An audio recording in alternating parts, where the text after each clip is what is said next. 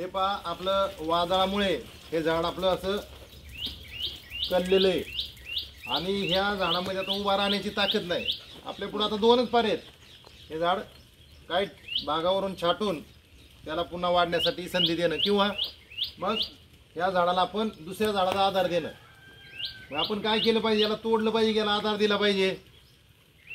बोला बरं पटकन. आधार दिला पाहिजे. आता आपण काय करूयात, ह्या झाडाला दोरी बांधून त्या झाडाला त्याचा आधार देऊयात. हा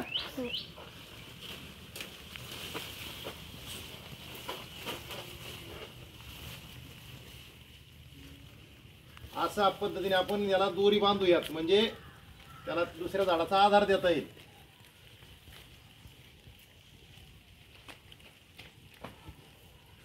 झाड कशाचं? एक करंज, आपलं औषधी वनस्पती करंज येईल.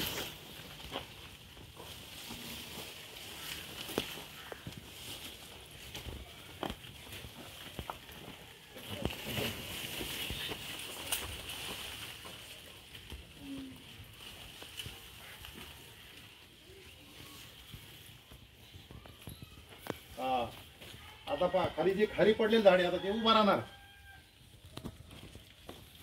आणि मग जसं त्याच्यात ताकद येईल तसं ते खोड मजबूत होईल तसं ते झाड असं उभा राहणार. वर ओढून बांध, ओढ अजून. आता हे शेंडे आता झुकलेले आहेत. काही दिवसातच हे शेंडे बरोबर सरळ होते. झाड तोडणं खूप सोपं आहे, त्याला जोपासना करणं, त्याला सांभाळणं खूप अवघड आहे. आपण जेवढं शक्य आहे तेवढं आपण पर्यावरणातली झाडं जोपासली पाहिजेत. मुलांनो, आपण यातून एकच बोध घेतोय की आपण झाडे लावली पाहिजे आणि झाडे सांभाळली पाहिजेत. काय म्हणणार तुम्ही मग?